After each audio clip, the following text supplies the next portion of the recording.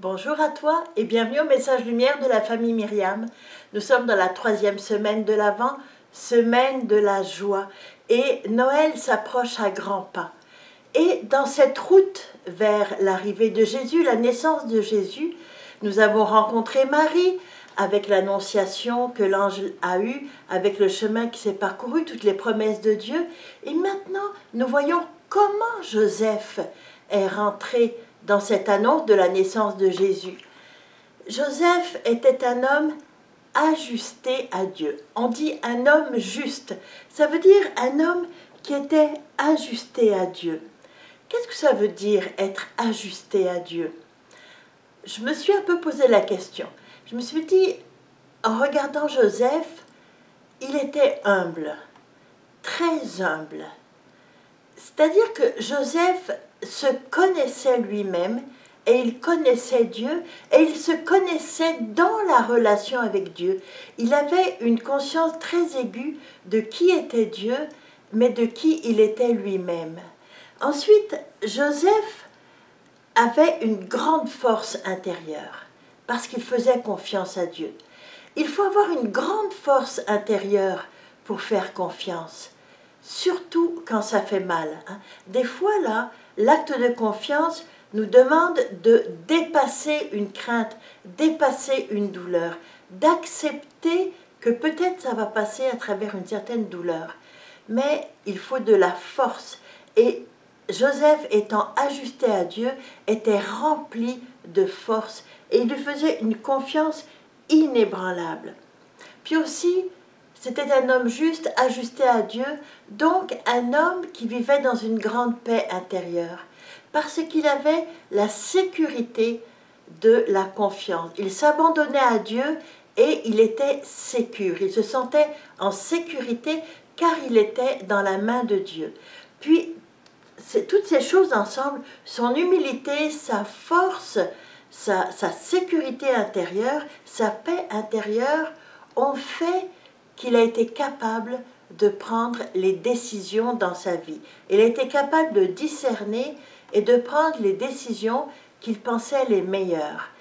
Ces décisions, il ne les prenait pas tout seul. Ces décisions, il les prenait d'abord avec Dieu, parce qu'il était ajusté à Dieu. Puis aussi, il regardait ce qui se passait autour de lui.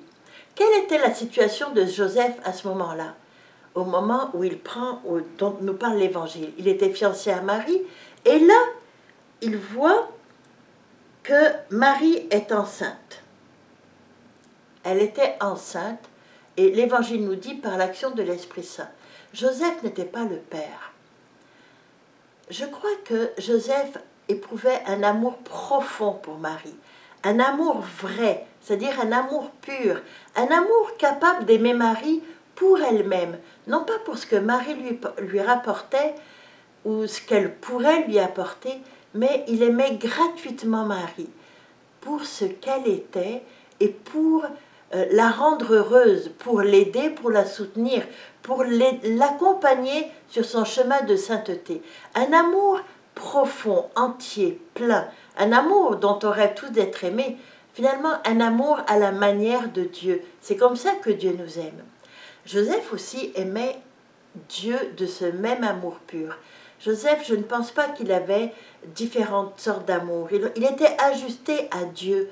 Donc, il aimait à la manière de Dieu.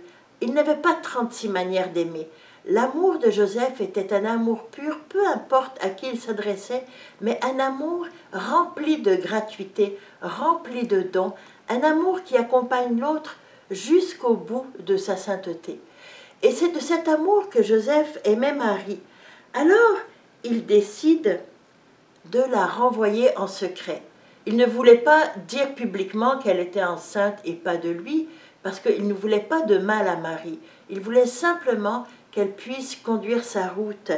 Et je crois qu'il aurait voulu l'accompagner, mais il était trop respectueux de Marie pour aller à l'encontre du plan de vie qu'elle semblait avoir. Et c'est là que Joseph, on voit sa force intérieure. Il prend une décision qui lui coûte. Il renonce à Marie. Il renonce à Marie pour aimer Marie. et il reste en paix. La preuve, il s'endort. Il est humble, car il sait qu'il aime Marie, mais il sait que Dieu peut avoir d'autres projets pour Marie. Il sait qu'il est un homme qui aime beaucoup, mais qu'il n'est pas le seul, l'unique. Il sait que Dieu peut avoir d'autres projets et il laisse la place à Dieu. Il est très fort parce que si ça lui fait mal, il choisit quand même la confiance en Dieu et il reste en paix, en sécurité, il s'endort. Mais Dieu n'abandonne jamais celui qui se confie en lui. Alors Dieu va lui envoyer un ange, et que dit l'ange à Joseph? Il lui dit « Ne crains pas ». La même parole que l'ange a adressée à Marie. « Ne crains pas Marie, ne crains pas Joseph ». La même parole que Dieu nous adresse dans la Bible, « Ne crains pas ». On dit que cette parole, elle est prononcée 365 fois dans la Bible. Dieu nous invite à ne pas craindre dans les difficultés, ne pas craindre, lui faire confiance. Alors Joseph a fait son discernement, et son discernement, il l'a poussé plus loin quand Dieu lui a dit « Ne crains pas de prendre Marie chez toi. Va jusqu'au bout, Joseph, je suis avec toi. » Alors, je pense que le cœur de Joseph a dû bondir de joie. Il n'a pas eu peur. Joseph n'a pas eu peur que sa décision, il n'a pas pensé que Dieu voulait lui faire du mal. Il a remis son sort entre les mains de Dieu et Dieu lui a fait du bien. Dieu l'a accompagné. Ne crains pas de prendre chez toi Marie. L'explosion de joie. Il lui dit aussi, tu seras à la hauteur, Joseph. Tu seras capable, je vais t'accompagner.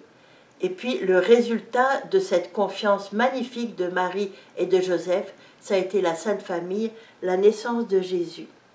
J'ai regardé un petit peu qu'est-ce qu'il fallait pour avoir le même type de discernement que Joseph.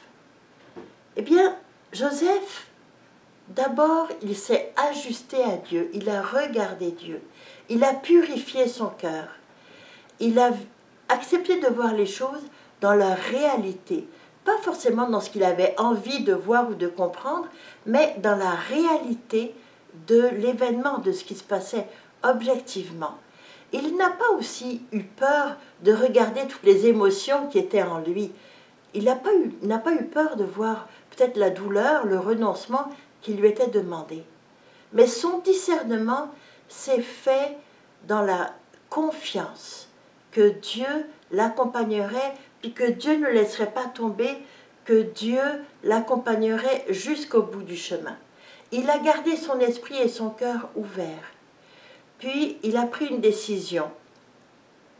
La décision n'était pas terminée, il n'avait pas toutes les lumières.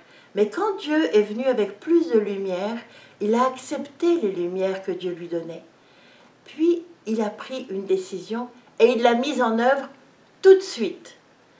Ce qui me frappe dans le discernement de Joseph, c'est qu'il reste en paix et qu'il obéit tout de suite lorsqu'il a compris ce que Dieu lui demandait. Alors, c'est ce que je vais te souhaiter dans ta marche dans l'Avent, de ne pas avoir peur du discernement, d'ajuster ton cœur à Dieu en lui ouvrant toutes tes émotions, ton intelligence, tes désirs, tes craintes, tes peurs, d'écouter Dieu te parler, puis une fois que tu auras compris ce que Dieu attend de toi, dis oui tout de suite. Ça vaut vraiment la peine. Ça porte des fruits incroyables. Passe une très belle journée. Au revoir et à demain.